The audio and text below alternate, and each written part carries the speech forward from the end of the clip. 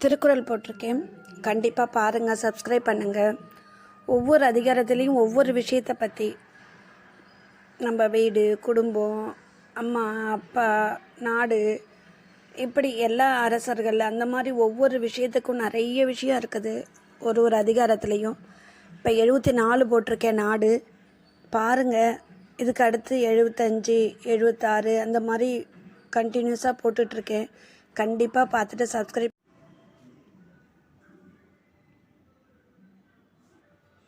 அதிகாரம் 77 படைமாட்சி. குறள் 761. உறுப்பமைந்து ஊரஞ்சா வெல்படை வேந்தன் வெறுக்கையு எல்லாம் தலை. உறுப்பமைந்து ஊரஞ்சா வெல்படை வேந்தன் வெறுக்கையுளெல்லாம் தலை. விளக்கம். தேர், யானை, குதிரை, காலால் என்னும் 4 உறுப்புகளும் பொருந்தி இடையூறுகளுக்கு அஞ்சாது பகையை வெல்லும் படையே அரசனுடைய செல்வங்களுள் முதன்மையான செல்வமாகும்.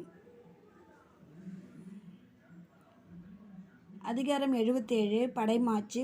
குறள் 762. உழைவிடத்து ஊரஞ்சா வன்கண் தொலைவிடத்து தோள்படை கல்லால் அரிது. உழைவிடத்து ஊரஞ்சா வன்கண் தொலைவிடத்து தோள்படை கல்லால் அரிது. விளக்கம். போரிலோ அழிவு வந்தபோதும் இடையூறுக்கு அஞ்சாத பெருமை தொன்று தொட்டு படைப்பயிற்சி செய்து வரும் பழம்படைக்கே உரியது. அதிகாரம் 77 படைமாட்சி. குறள் 763. ஒளித்தக்கால் என்னாம் உவரி எலிப்பகை நாகம் உயிர்ப்பக் கெடும். ஒளித்தக்கால் என்னாம் உவரி எலிப்பகை நாகம் உயிர்ப்பக் கெடும். எலிகள் ஒன்று கூடி கடல் போல ஒலித்தாலும் என்ன பயன்? பாம்பானது மூச்சு விட்ட அளவில் அவையெல்லாம் ஓடி மறையும்.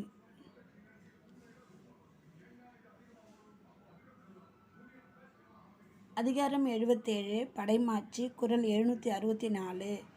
அழிவின்று அரையோகாதாகி வழிவந்த வன்கணதுவே படை. அழிவின்றி அரைபோகாதாகி வழிவந்த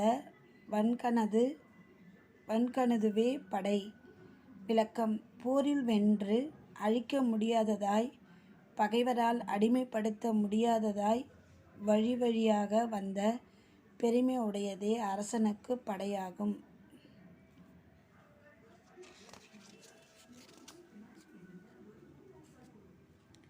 அதிகாரம் 77 படைமாட்சி. குறள் 765. கூற்றொடன்று மேல்வரியிலும் கூடி எதிர் நிற்கும் ஆற்றலதுவே படை. கூற்றொடன்று மேல்வரினும் கூடி எதிர் நிற்கும் ஆற்றலதுவே படை. விளக்கம். யமனே சினந்து போர் செய்ய வந்தாலும் எதிர்த்து நின்று அவனை தடுக்கும் வல்லமை உடையதே படை எனப்படும். அதிகாரம் 77 படைமாட்சி.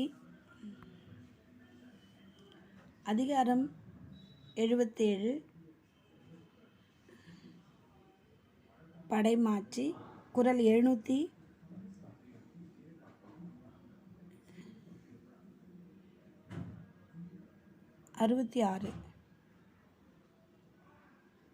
மரமானம் மாண்ட வழிச்செலவு தேற்றம் என 4 ஏமம் படைக்கு.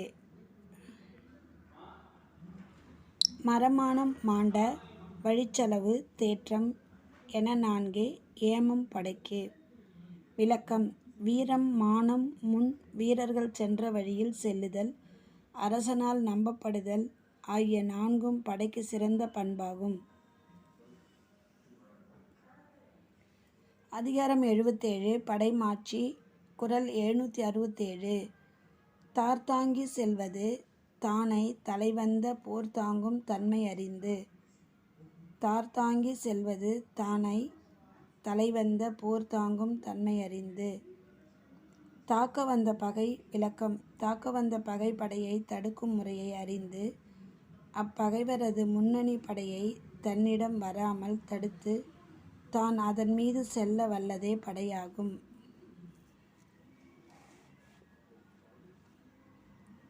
அதிகாரம் 77 குறள் 768 படைமாட்சி. அடல்தகையும் ஆற்றலும் இல்லேனினும் தானை படத்தகையால் பாடுபெறும். அடல்தகையும் ஆற்றலும் இல்லேனினும் நாளை படத்தகையால் பாடு பெறும். விளக்கம்: கொல்லும் திறமையும் தடுக்கும் வல்லமையும் படைக்கு இல்லை யாயினும் அது தனது தோற்றப் பொலிவால் பகைவர் அஞ்சும்படியான பெருமையை பெறும்.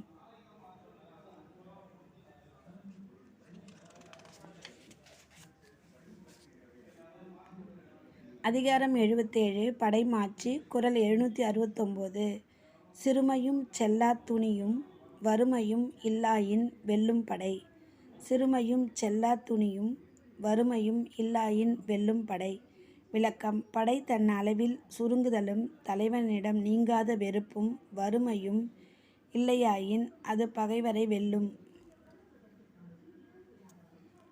அதிகாரம் 77 படைமாட்சி. குறள் 770 நிலைமக்கள் சால உடைத்தெனினும் தானை தலைமக்கள் இல்வழியில். நிலைமக்கள் சால உடைத்தெனினும் தானை தலைமக்கள் இல்வழியில்.